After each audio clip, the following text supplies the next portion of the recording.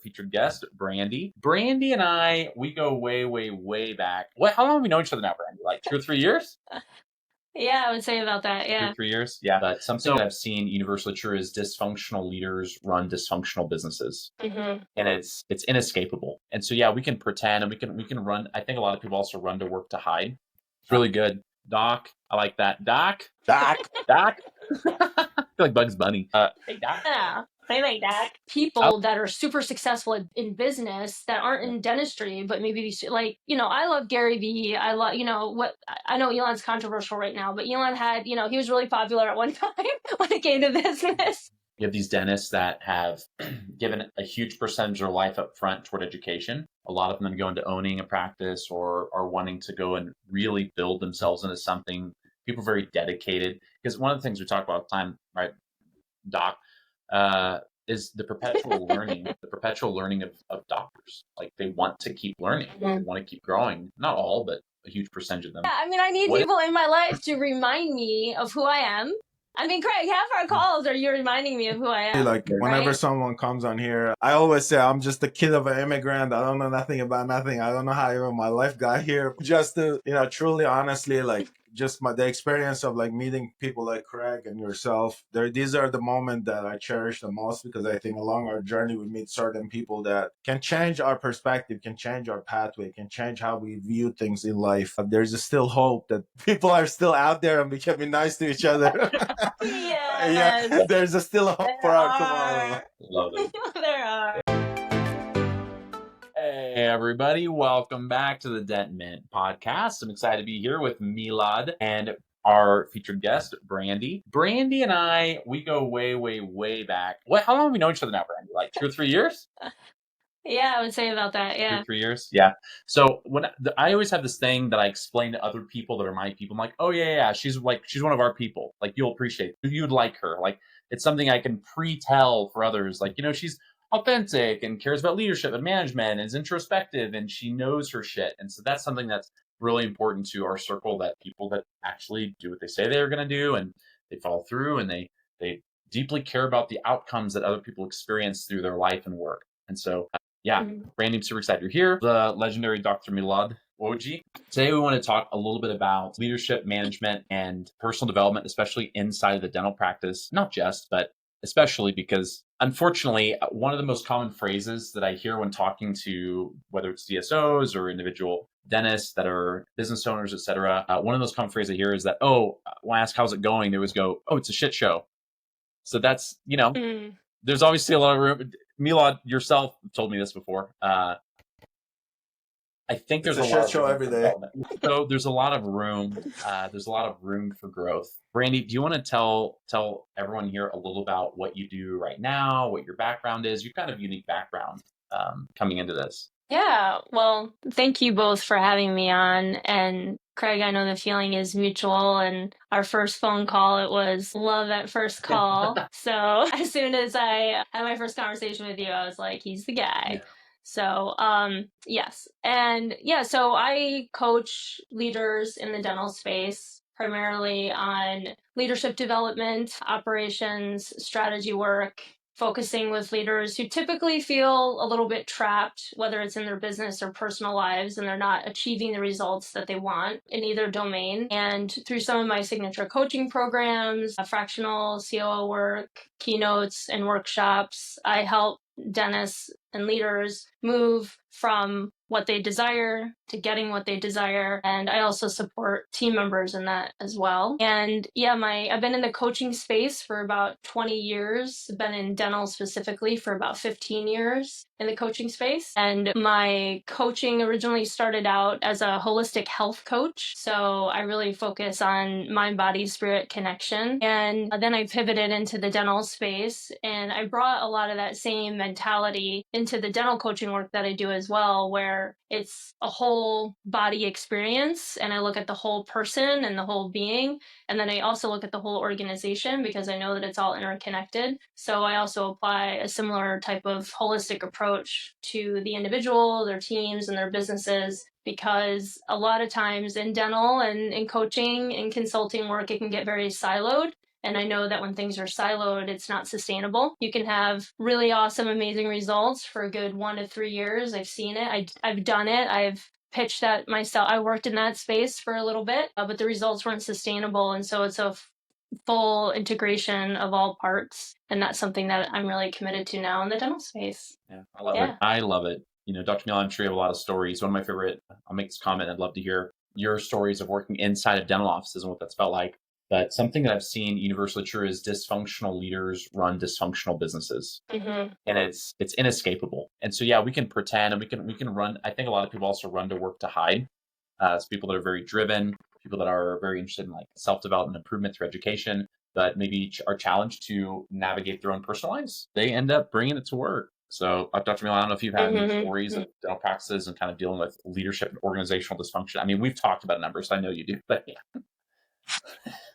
Yeah, man. I mean, I don't know where to start. Yeah. Honestly, like, I don't know, man. Like, leadership in dentistry to me is so much different. I think it's very different because I in my previous life, been in different leadership. Me and my brother, we, own a car dealership, a towing company. So that type of leadership is so much more different than when it comes to the dental practice. Because as a practitioner, not only you have to focus on the patient side of things and make sure the patients are satisfied, but then you also have to deal with your staff, the management, and everything else in between. And sometimes that's the challenging part of it, right? Because you have to find that fine-tune balance, keeping everybody happy and making sure that the patients are happy.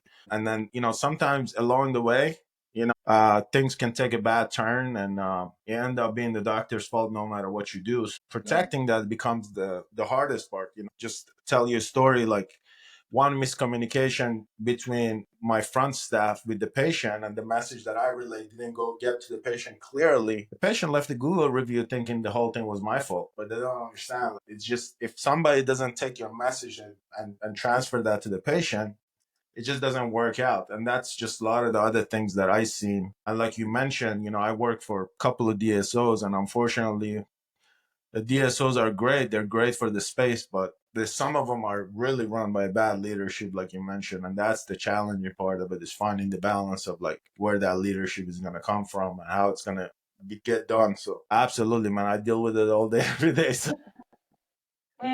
Randy, I have a question for you. So whenever you're working, and you can use this is obviously you've worked a lot of years in dental, you've worked outside of dental. When you're first, I think there's this interesting dynamic that happens, right? When someone goes, hey, I'm going to raise my hand, I need help. Okay. I acknowledge that there's this gap here. Maybe it's a leadership vacuum. Maybe it's a personal experience, or I need mentorship, however you want to describe it. Someone goes, okay, I'm there and I'm aware of it and I need it. And so I'm going to bring someone inside to help me. I'm going to let someone in. They're going to be the expert. I'm going to release the reins enough to say someone has the authority in my life or in my business to have influence there. Where do you usually start as that person that comes in? Like, for instance, is it in the communication? Is it asking good questions? Is it understanding the team or the operations? Like, what is the first place that you usually look when someone says, hey, I'm raising my hand for help? Now what do I do? Yeah, that's a great question.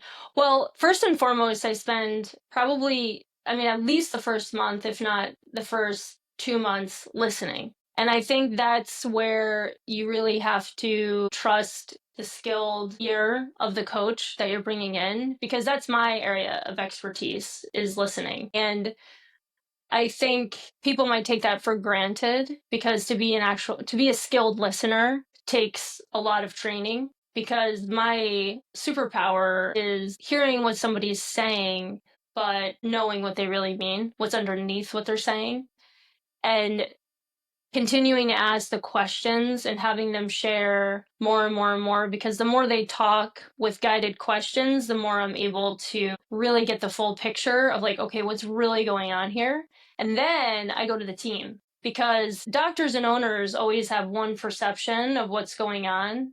And then you start talking to the team, you start talking to the other leaders in their practice. I interview almost every single team member. If I am in the position of being there in person, I sit with each team member and I ask them very pointed questions, and I create a safe space for them. Obviously it's about building trust and safety. And I have a very disarming personality as well. And I make really clear to them, like, I'm here for you. I want to help make everything better for you. And so when you get that level of trust established, then they start opening up. And I share a lot about my own journey as well. And I share about my experience and what I've seen and some of my truths about myself personally to show that I'm not any different. I'm not any better. I'm not here to rock the boat. I really get it.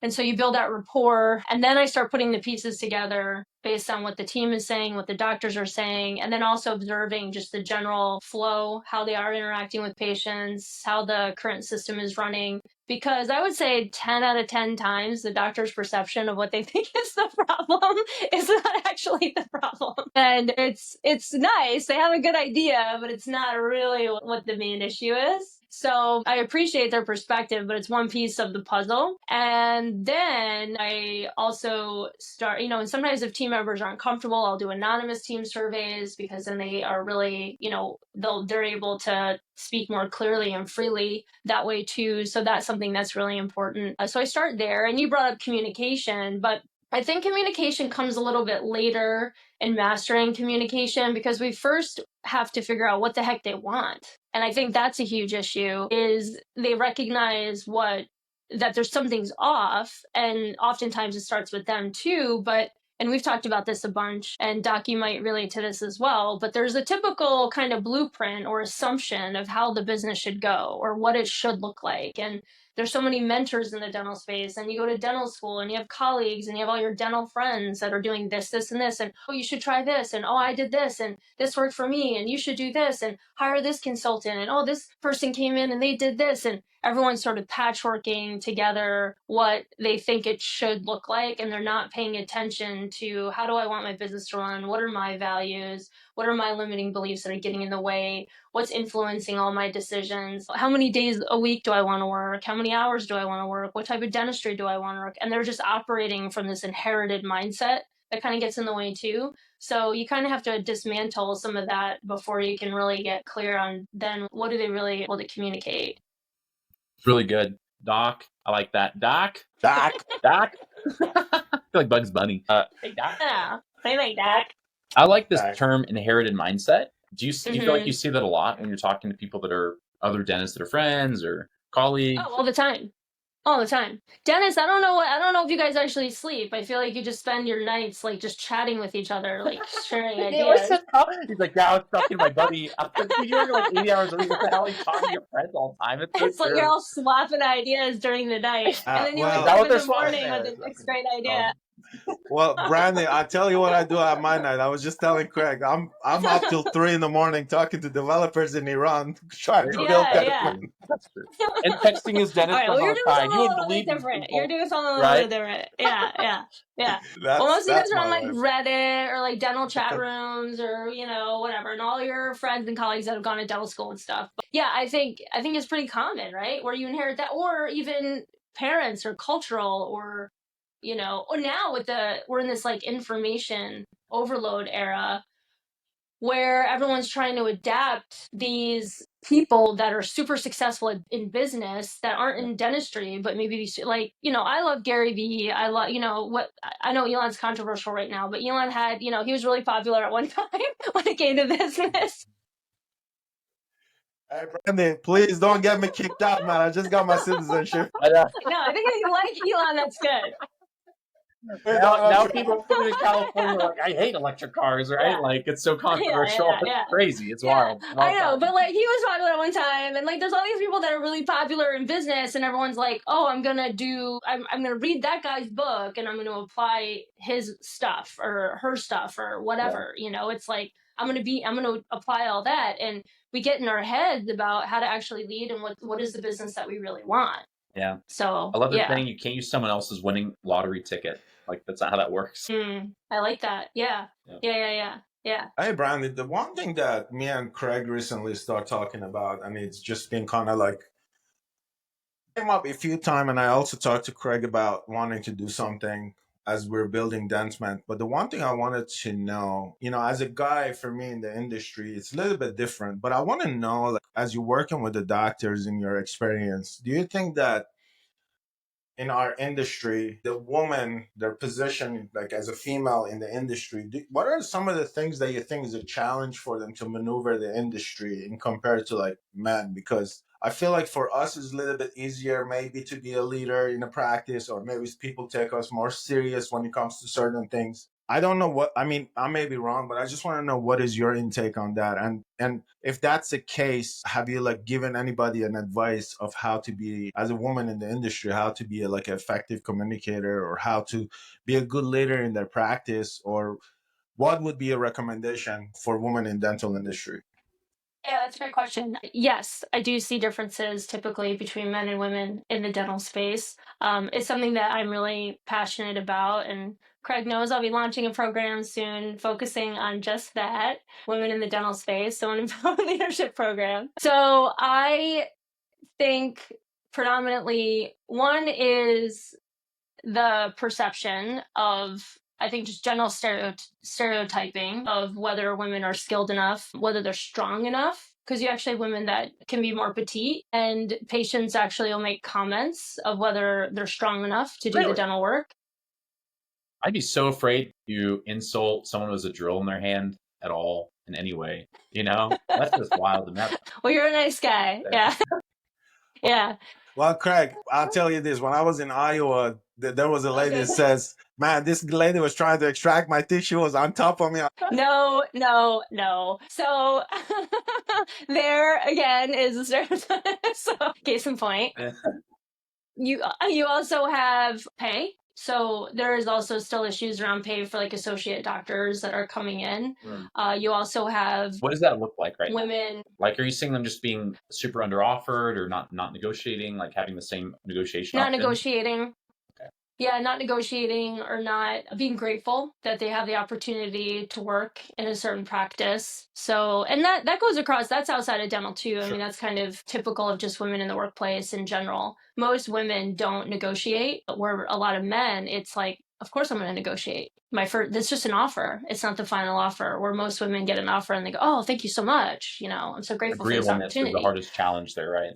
Like, women by nature statistically are more agreeable. And so unless you're taught, there's the family demands. Yeah, that makes sense. There's the family demands, like with kids as well, wanting to be all the things, right? So wanting to be a great mom, a great partner, a great leader, a great dentist. You also typically, stereotypically, there's a desire to look good, right? There's a lot of pressure on women in general and just our overall appearance, right? So looking professional, looking really put together. As far as appearance? Yeah.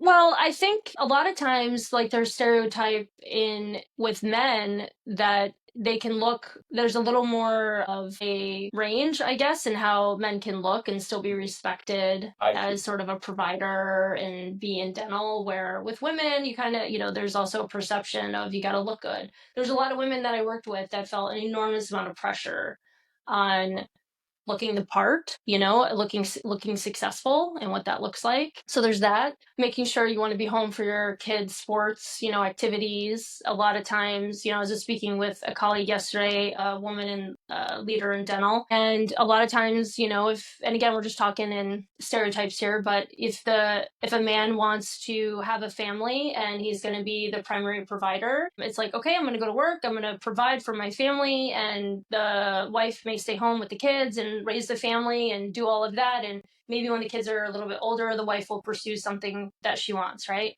Well, if you're the main provider as the female dentist, and say your spouse could stay home and tend to the kids and things like that, but it's slightly different.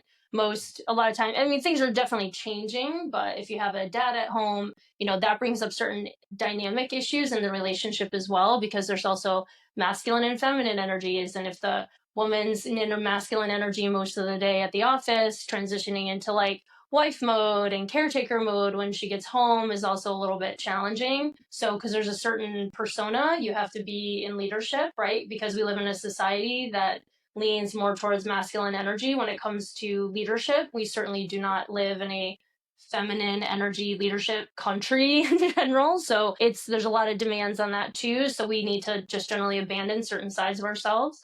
And so that's something I like to work with women on, is integrating all parts of yourself as well, because that can be challenging. And then communication definitely is challenging, because a lot of women tend to be people pleasers. And there's a stereotype where men can be a little bit more aggressive and firm in how they communicate, and they can draw the line. And and that's considered strong, boss, and oh, he just really cares, he's so firm because he cares. Where if women do that, it's a little bit more like she's up, or what's her problem today, or she's so moody, and any kind of woman that's strong and advocating, it's like, so what's up with her today kind of thing. So it can be challenging where women have to find a way to not, to embody their leadership, their communication style, do a way where it's not going to tick everybody off. And then we naturally, as women, have nurturing personalities. So if you have a team member that's really struggling, you want to take care of them, but you also need to be the boss at the same time. And then I'll end with this. But if you're pregnant as well, you have to deal with being pregnant. So if you decide you want to have a child while also working, you're dealing with working while pregnant. And then also after you have the child, like, maternity and all that type of stuff too. And it's really hard to do dentistry while pregnant. There's demands that way. I have someone that I'm working with who's in her first trimester, for example, and dealing with morning sickness and nausea and migraines and all of this while practicing is tough. Yeah.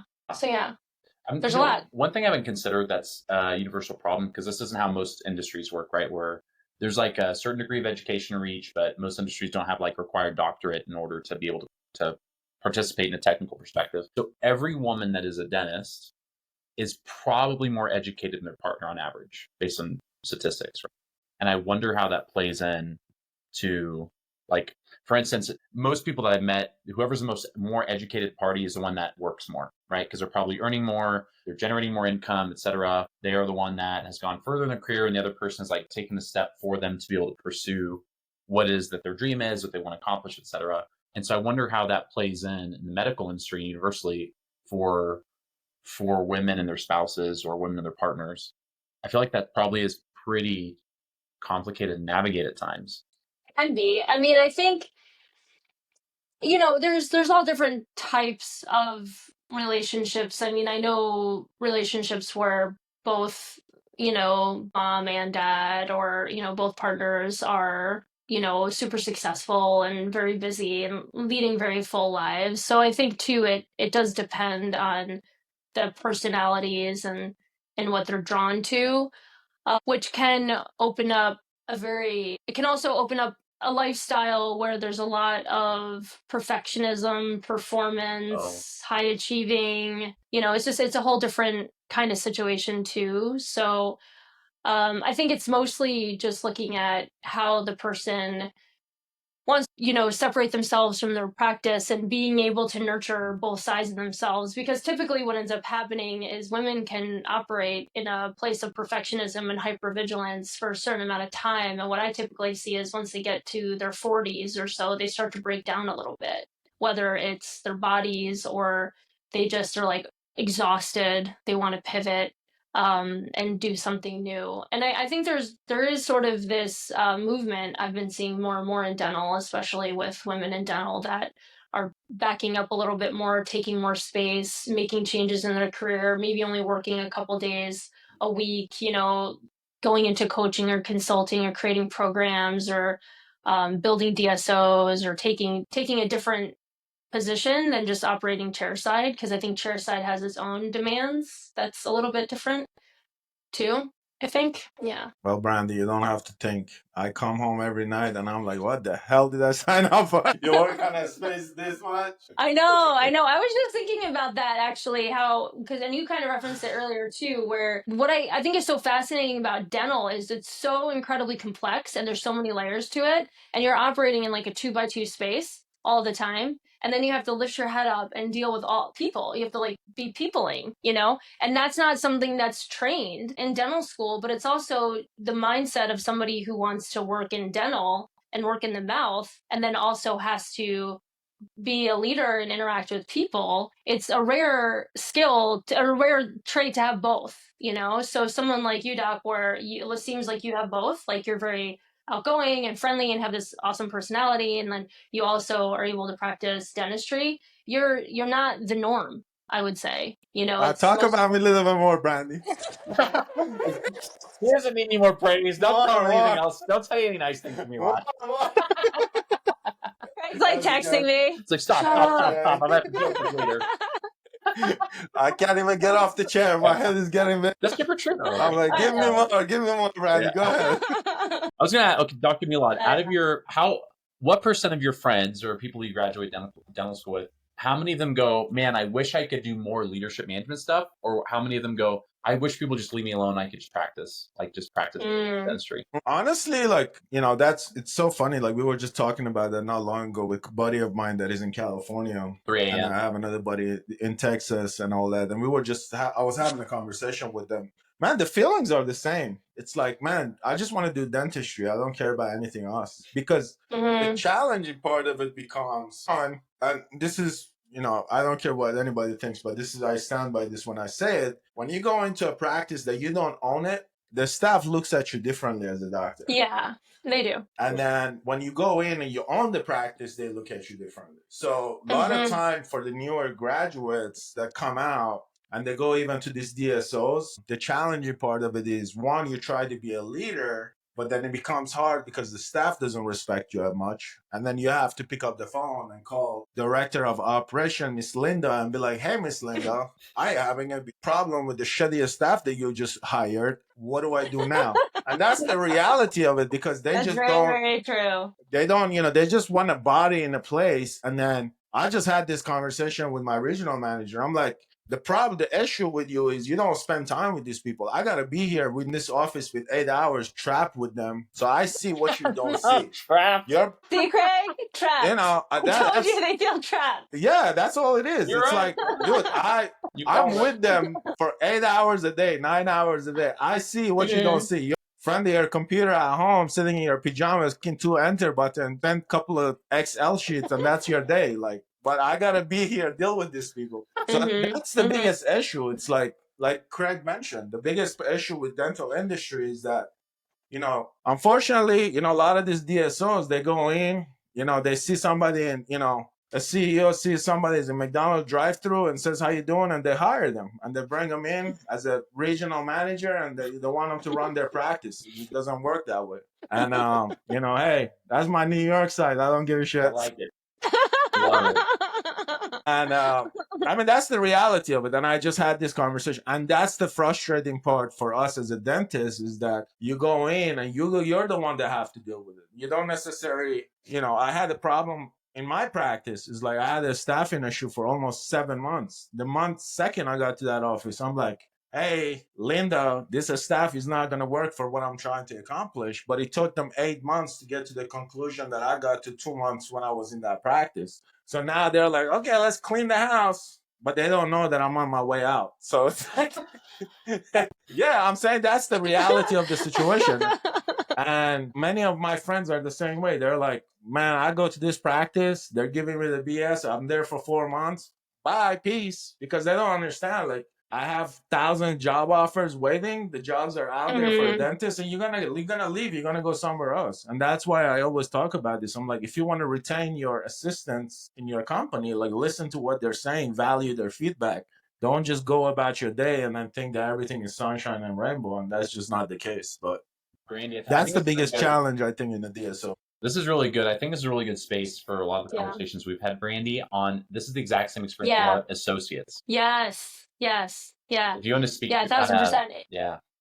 Yes. The associate, you're exactly right, where the associates feel as if they're just another employee because they are, right? And then there's these demands, like you're saying, where they need to hold down the fort, but they're not the ones that are involved in the hiring. They're not getting training. And then they're also not totally invested in the emotional that's why they didn't buy and start their own business to begin with, is they didn't want to bear the emotional and mental weight of what it takes to run the practice. But then they're also being held to these standards to have to produce, right? And so that's where it gets really hard and frustrating, is they're not always being set up to win. And I see this also because I've been coaching for so long. Some of my clients have sold to DSOs, and a part of the agreement is that they have to work 5 to 7 years, whatever the contract is. And I've noticed too, in some of those situations where, they're in that honeymoon period where they get wined and dined by the DSO, and oh, you're so amazing. We want you to be part of our group, and we love you, and this, that, and the other. And there's this really, they feel very special and very unique, and they get this great offer, but then they're stuck working the 5 to 7 years. And I know they get the equity and all that kind of stuff too, but there's this pressure of needing to produce while they watch their entire life's work getting slowly dismantled before their eyes. And the culture shifts, they lose patience, their team members leave, and everything transitions. And it can be this, I think, especially for men who typically have an identity that's more tied to their work, it can be very depressing, and it can be very hard, and it can be very sobering in the sense of, you have a status. You've worked 30, 35 years, 40 years building this practice, and there's this level of status to then have your, twilight years in your business be completely demoralizing. And so I think that's really tough too. And so sometimes I'll coach teams who actually belong to DSOs. They get approval to work with me separately because, like you're saying, the DSO doesn't have space to invest in their people in this capacity. And I can sort of help the offices not go completely off the rails with some of the personal development and communication stuff. And you're right, the regional manager is somewhere out there filling out spreadsheets and doing what they need to do to keep their job intact. And they don't have the capacity to really focus on the people side. And that's where I'm able to come in, or that's usually my sweet spot, is really helping people stay the course. But I don't think a lot of DSOs have people like that on their team, at least not yet anyway. So let me ask you both this. I know we want to be respectful of everyone's time,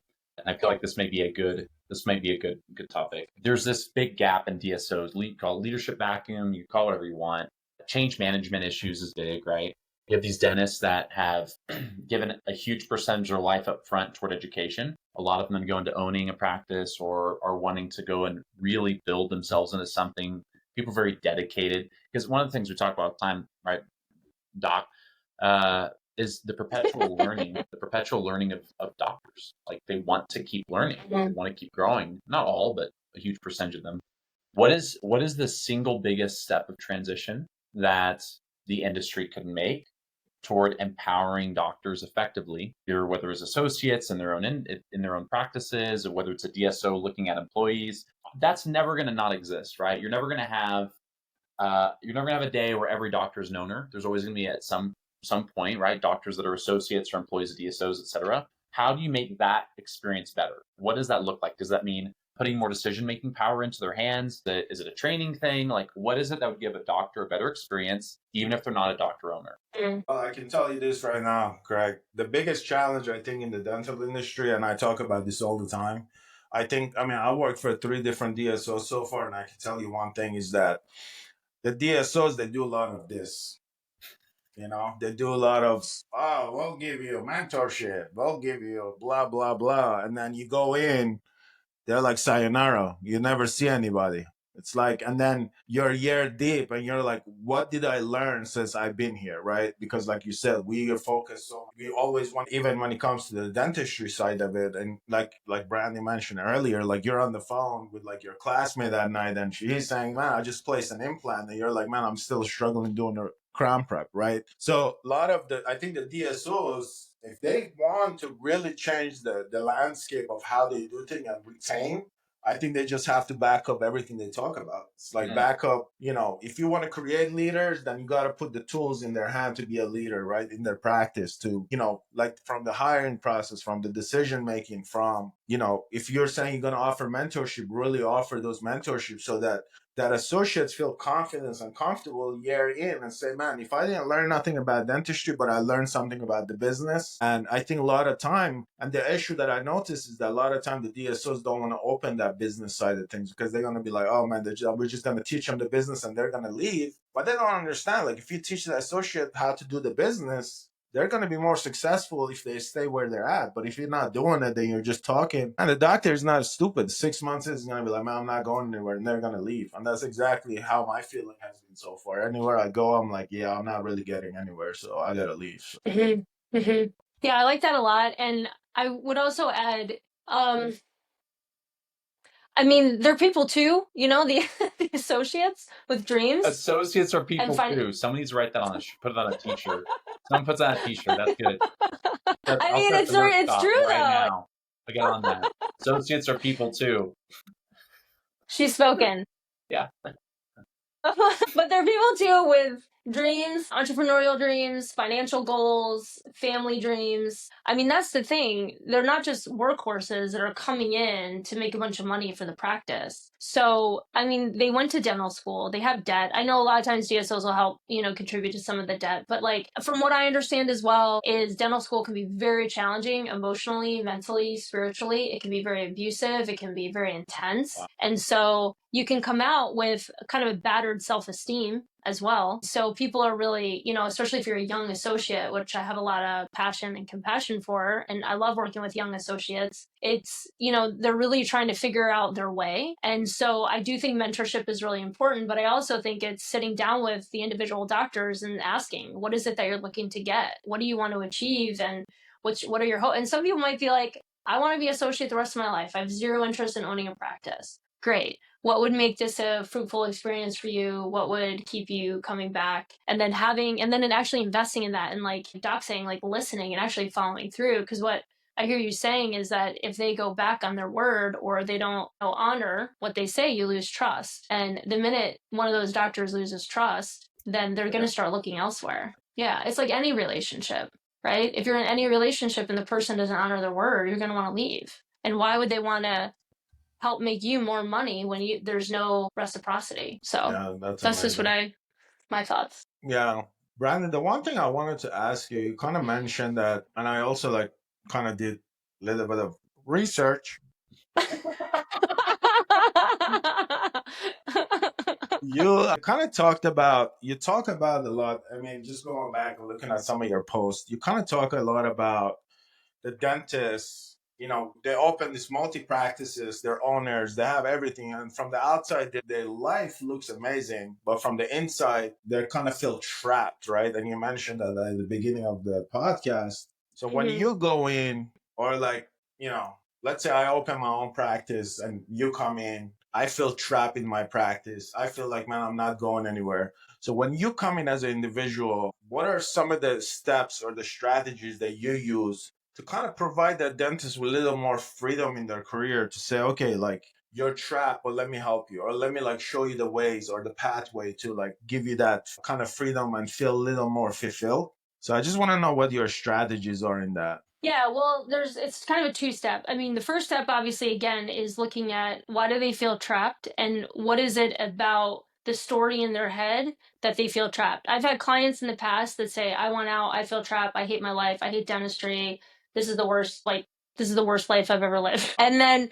we get to the root of some of their stuff, and they realize that they're operating on trying to make their dad proud. They're still operating in this old mindset of I'm never going to be enough, and the mindset has become too overbearing. And so when we do some work around that stuff, mindset, really looking at, hey, turns out you actually designed the life of your dreams, and I've had that with clients before, and they go, oh, whoa, yeah, you're right, I can keep doing this, I'm not trapped, it was all me, like I created this nightmare that didn't actually exist. So that's one example. And then the second is creating the systems around them so they can get out of being chairside or having the business so dependent on them. What ends up happening is that a lot of people build businesses that become really dependent on them being the center of the business. And then they're like, there's no way out of this. How is this business going to function if I'm not here 3 to 4 days a week, doing all this, doing all that? And they don't know how to build the system around themselves to get out. And so that's where I come in, is saying, okay, what can you delegate? What do you want to keep doing? What's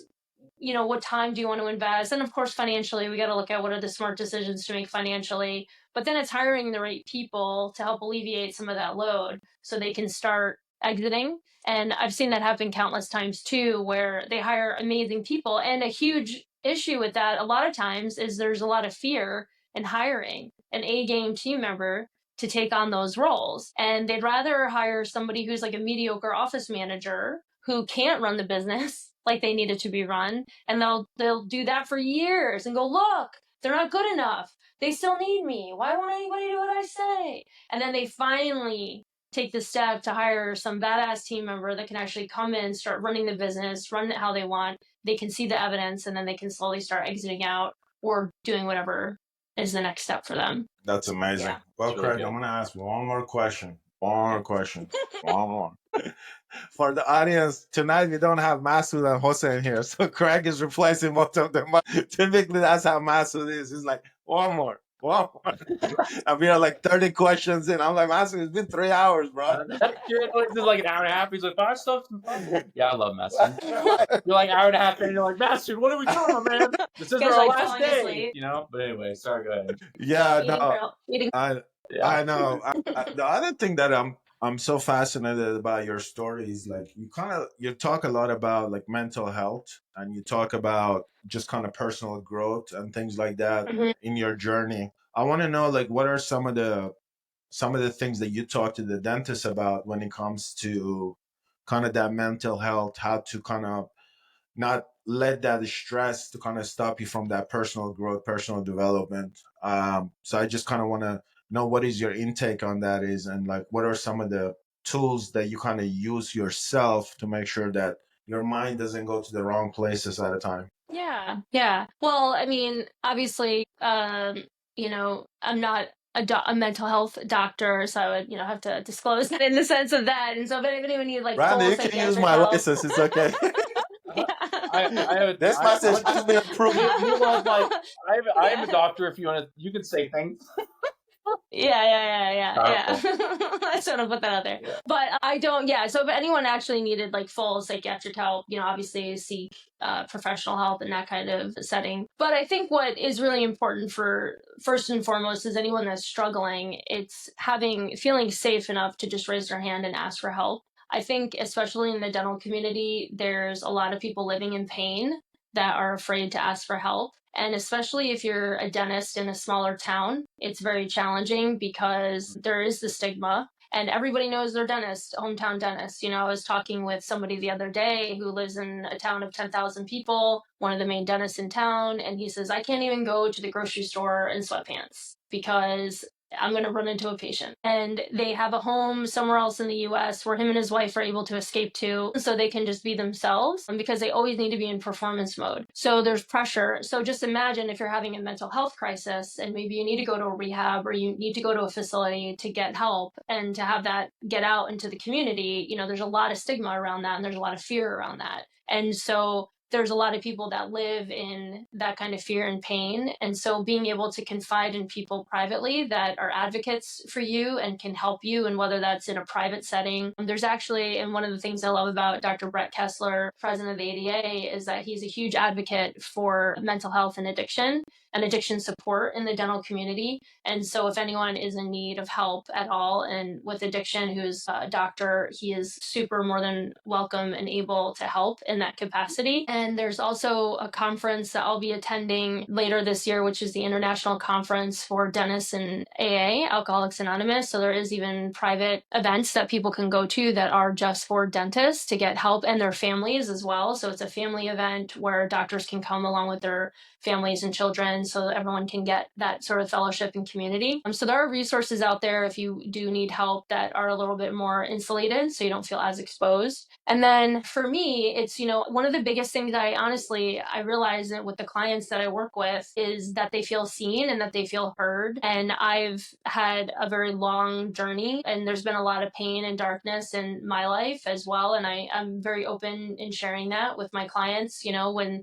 the time is appropriate and we have that kind of relationship. And so there's nothing that I have heard from clients that has shocked me or surprised me and it's a very safe, judgment-free space. So I think that since they know that, they're able to share in a capacity that allows them to feel seen. And I think that's a really big step for a lot of people so that they don't feel alone, because I'm going to bet 10 out of 10 times somebody else is experiencing what you're experiencing as well, and just letting people know that they're not alone. And so for me, a huge part of my self-care regimen obviously is being a student always.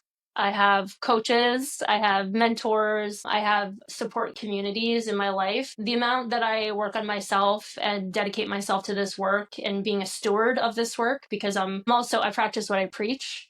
I'm not a soapbox. I am on the court with everybody as well. And it's at least a part-time, if not a full-time job. My schedule is busy from the minute I wake up to the minute I go to sleep, dedicating myself to either my clients or myself. And so I do a lot of work around that as well. And I think that's something that I'm just really committed to, because I want to be a healthy vessel for my clients as well. So if I'm going to take on the responsibility of working with people, I want to make sure that I'm the best version of myself when I'm working with them, and I'm not trying to pitch some sort of agenda that it doesn't align with them. And so that's something that's really important. So I would say find space to be able to say that you need help, get community, and then also take responsibility. I think that's a really big thing, and move out from being a victim to being a victor. I think that's really important, is knowing that you do have access and there are resources out there for you to get help. And I think that was a huge thing for me, was saying I'm responsible for this life and I'm going to do the best I can with it. All right, amen to that. I love it. Yeah, I super love it. Yeah, one of the best quotes I've ever heard is that the quality people talk about quality of life a lot, and the quality of your quality of life is the quality of your mental health, quality of your emotional health. That is the quality of your life, no matter what your circumstances are. And that's kind of tough because we're in charge of a lot of that. So, yeah.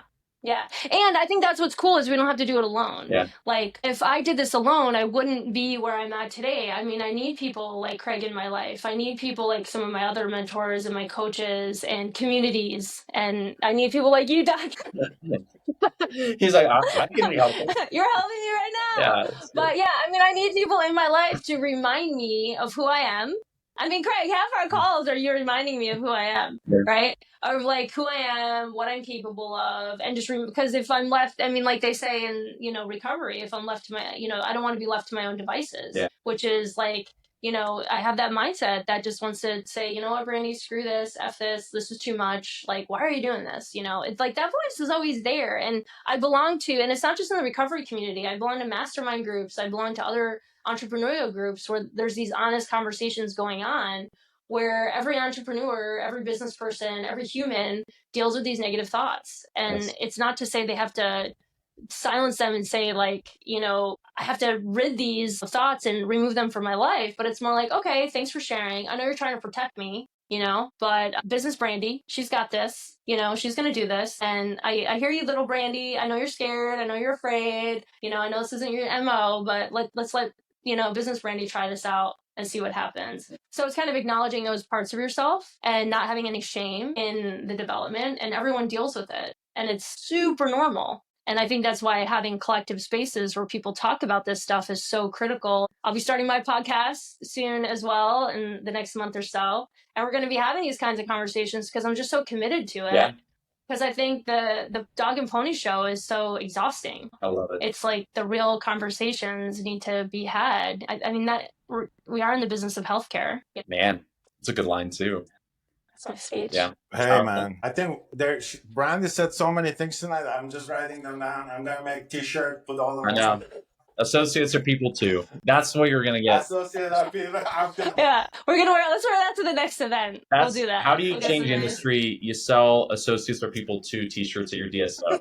So people remember. Brandy, thank you. Just make sure they're nice quality t-shirts, okay? No like cheap ass colors. t-shirts. We're using good brands. These are the nice stuff, Hey, Craig, we should do that on our next webinar as a giveaway. No. Please, yes. Oh man, associates are people too. Brandy, just like bye, Brandy. Yeah, Brandy.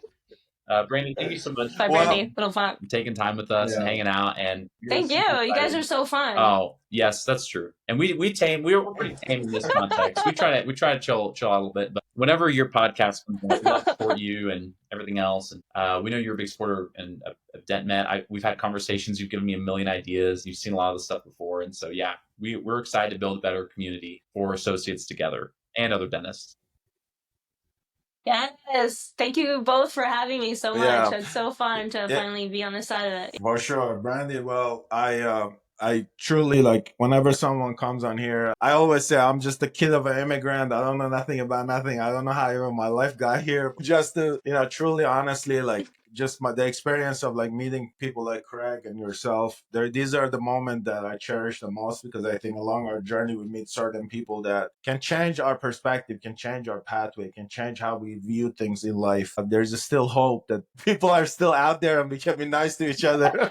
Yes. Yeah, there's still hope for our tomorrow. Love it. There are. So, but I truly want to say, thank you so much for coming on here and sharing your life story, motivating us. I truly appreciate your time. I can't thank you enough for doing this. And, hopefully we'll do more of this together. And I truly enjoyed it. You have a radio voice. Maybe go work at a radio station. I do. I'm going to. I do. I'm going to join the public radio team here Are in you? like a couple months. UIC, baby. Love it. Wow. That's incredible. Yeah. Yeah. All right, Yeah. brother. Thank you so much. See you guys. Thank you, guys. Thank you. Bye.